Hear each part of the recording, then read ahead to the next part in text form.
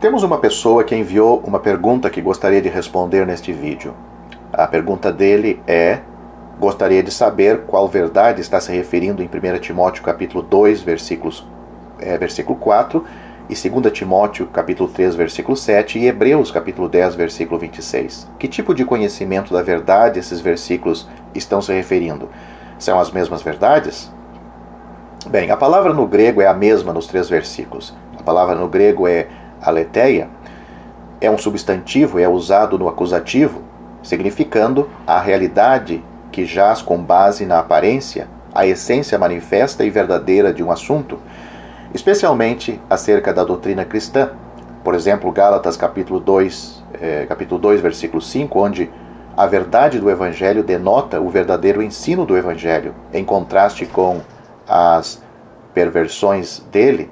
Romanos capítulo 1, versículo 25, onde a verdade de Deus pode ser a verdade relativa a Deus, ou Deus cuja excelência é uma verdade.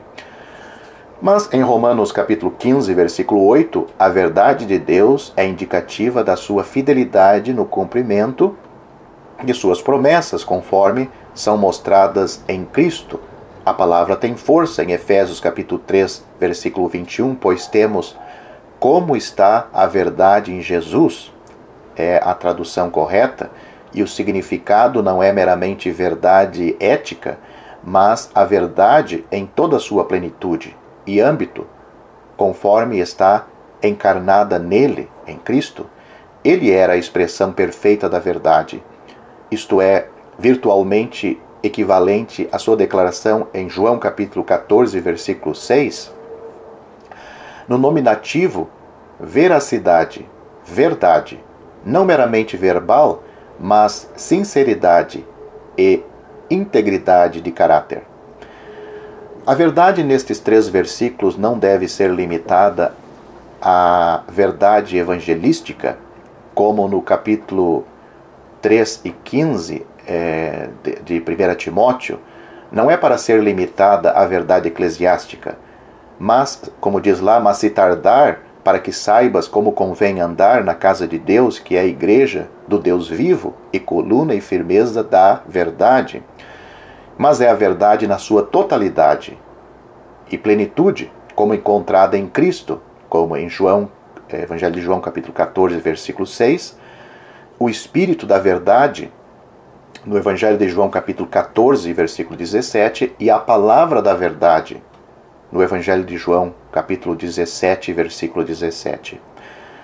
Mas vamos analisar estas três palavras dentro do contexto destes três versículos que você mencionou. Primeiramente, 1 Timóteo, capítulo 2, eu vou citar o versículo lá. Porque isto é bom e agradável diante de Deus, nosso Salvador, que quer que todos os homens se salvem e venham ao conhecimento da verdade. 1 Timóteo, capítulo 2, versículos 3 e 4. Nos versículos anteriores deste capítulo, Paulo exorta aos crentes a orar por todos os homens. E o fato de orarmos por todos os homens, incluindo reis e autoridades, é bom por si só e aceitável diante de Deus, nosso Salvador. O título que Paulo confere a Deus é significativo. O desejo de Deus é a salvação de todos os homens. Portanto, orar por todos os homens é promover a vontade de Deus. Deus deseja que todos os homens sejam salvos. Ezequiel capítulo 33, versículo 11, Evangelho de João capítulo 3, versículo 16 e 2 Pedro capítulo 3, versículo 9. Devemos, portanto, orar por todos os homens em todos os lugares.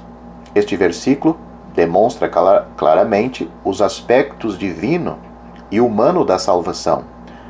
A primeira parte do versículo indica que o homem deve ser salvo.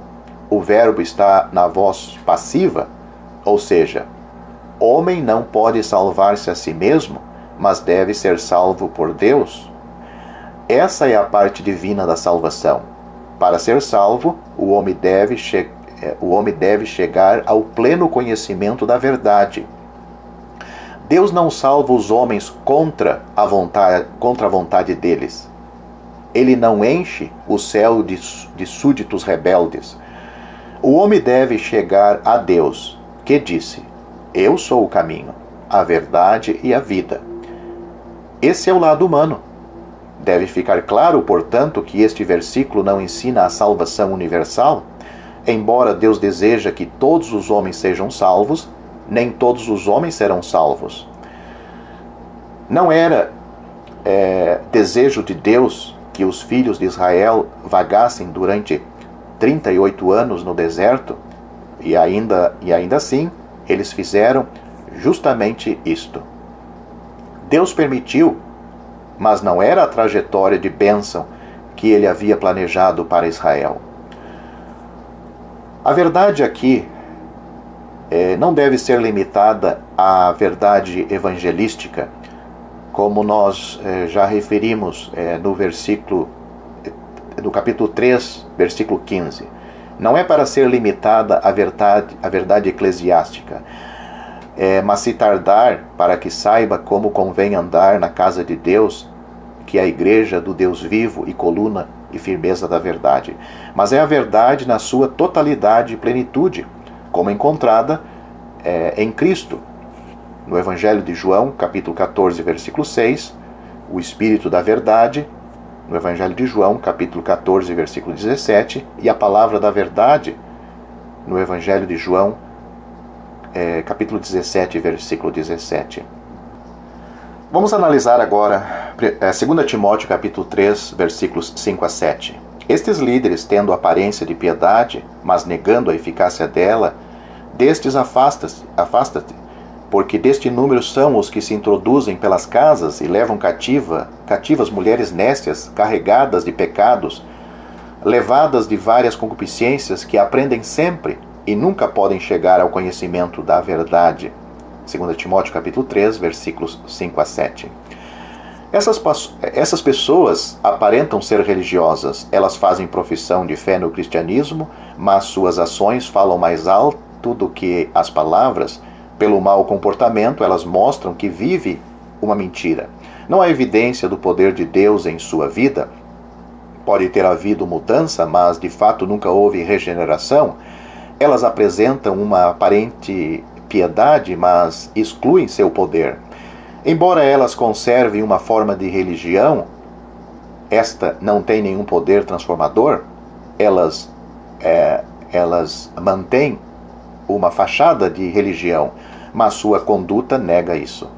Elas querem ser religiosas e ao mesmo tempo continuam com seus pecados, conforme Apocalipse capítulo 3, versículos 14 a 22. É a temível representação de uma cristandade apóstata, um novo paganismo encoberto sobre o nome de cristianismo. Timóteo é exortado a se afastar de todas essas pessoas. Esses são os vasos descritos no capítulo anterior, dos quais ele deveria se livrar. Dentre os homens corruptos dos últimos dias, Paulo agora escolhe um grupo particular, que é o dos líderes e mestres de falsos cultos. Essa detalhada descrição da conduta e dos métodos deles pode ser conferida nos cultos dos dias atuais. Antes de tudo, lemos que eles penetram sorrateiramente nas casas ou rastejam furtivos por elas. Não é por acaso que essa descrição nos lembra o movimento de uma serpente? Se eles revelassem sua verdadeira identidade, não conseguiriam entrar em muitos desses lares, mas eles usam vários planos sutis, como falar sobre Deus, a Bíblia e Jesus, mesmo não crendo no que as Escrituras ensinam sobre eles. Em seguida, afirma-se que levam cativas mulheres nécias. Eles planejam suas visitas quando o marido tende a estar no trabalho ou em outro lugar. A história se repete. Satanás aproximou-se de Eva no jardim do Éden e a enganou. Ela usurpou a autoridade do marido, tomando a decisão que cabia a ele. O método de Satanás não mudou. Ele ainda se aproxima das mulheres com o seu falso ensino, levando-as cativas. Essas mulheres são nécias no sentido de que são fracas e instáveis. Não lhes falta cérebro, mas força de caráter.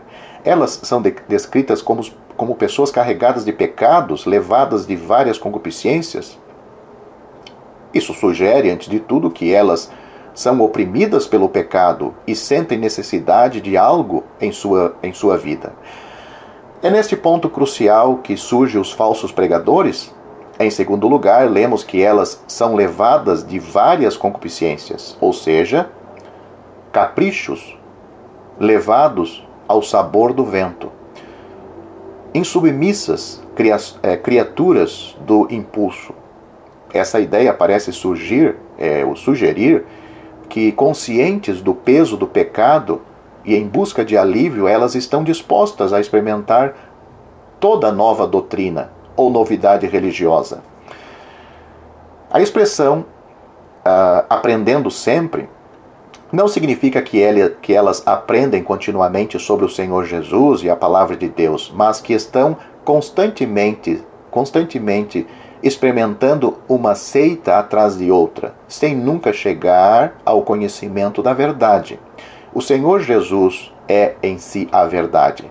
Essas mulheres parecem, às vezes, chegar tão perto dele, mas são levadas cativas pelo inimigo da alma e nunca atingem o descanso encontrado somente no Salvador. Deve-se notar neste ponto que os membros de diferentes cultos invariavelmente afirmam: estou aprendendo tal sistema religioso. Eles nunca fazem uma declaração final sobre a redenção cumprida pela fé em Jesus Cristo. Este versículo também nos faz pensar no vasto desenvolvimento do saber em todos os campos de atuação humana, a grande ênfase na educação tão predominante na vida moderna. Mesmo assim, prevalece a terrível incapacidade de se levar o homem ao conhecimento da verdade. Vamos analisar agora Hebreus capítulo 10, versículos 26 e 27. Eu vou citar esses versículos. Porque se pecarmos voluntariamente depois de termos recebido o conhecimento da verdade, não resta mais sacrifício pelos pecados, mas uma certa expectação horrível de juízo e ardor de fogo que há de devorar os adversários. Hebreus capítulo 10, versículos 26 e 27. Agora o autor apresenta uma quarta advertência sombria. Você deve ler os outros versículos para entender como nos casos anteriores é uma admoestação contra a apostasia descrita aqui como um pecado deliberado. Eles, de fato, nunca nasceram de novo e agora nunca mais poderão. Neste versículo 26, a apostasia é definida como pecado deliberado depois de ter recebido o pleno conhecimento da verdade. Como Judas, a pessoa ouviu o Evangelho.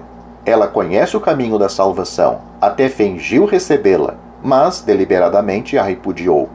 Para tal pessoa, já não resta sacrifício pelos pecados. Ela rejeitou de modo decisivo e conclusivo o sacrifício de Cristo, feito uma vez por todas. Portanto, Deus não tem outro caminho de salvação para oferecer-lhe? Há um sentido segundo o qual todo pecado é voluntário, mas o autor aqui fala da apostasia como um pecado voluntário de extrema seriedade. O fato de o autor usar nós nesta passagem não significa necessariamente que ele se incluía nela. No versículo 39, ele exclui definitivamente a si mesmo e os seus companheiros cristãos na relação daqueles que retrocederam para a perdição. Nada resta senão certa expectação horrível de juízo. Não há esperança de escape. É impossível reconduzir o apóstata ao arrependimento, conforme Hebreus capítulo 6, versículo 4. Ele desertou da graça de Deus em Cristo conscientemente e de modo voluntário. Ele não era salvo, ele teve conhecimento. Seu destino é um fogo vingador que há de consumir os adversários. É inútil questionar se isso significa literalmente fogo. A linguagem é obviamente apregada para denotar uma punição terrível e severa. Perceba que Deus classifica os apóstatas como adversários Isso indica uma indiscutível oposição a Cristo e não uma neutralidade amena. A condenação do violador da lei no Antigo Testamento é apresentada agora para formar um pano de fundo e contrastar com a condenação ainda maior do apóstata. O homem que violou a lei de Moisés tornou-se idólatra, morreu sem misericórdia quando sua culpa foi provada pelo depoimento de 2 ou 3 testemunhas. Deuteronômio capítulo 17, versículos 2 a 6. O apóstata será considerado merecedor de mais severo castigo, pois seu privilégio foi maior, a gravidade de seu pecado é maior em 3 acusações dirigidas contra ele. Primeiro, ele colocou aos pés o Filho de Deus, depois de professar ser seguidor de Cristo, agora afirma, de maneira impudente, que nada mais quer com ele. Ele nega ter necessidade de Cristo como Salvador e categoricamente o rejeita como Senhor. Segundo, no Japão há um crucifixo que era usado pelo governo nos dias de perseguição. Ele era colocado no chão e todos tinham de pisotear a face do crucificado. Os não cristãos não hesitavam em pisar a face de Cristo. Os verdadeiros cristãos se recusavam e eram mortos. Diz a história que a face de Jesus ficou gasta e danificada pelo pisotear do povo.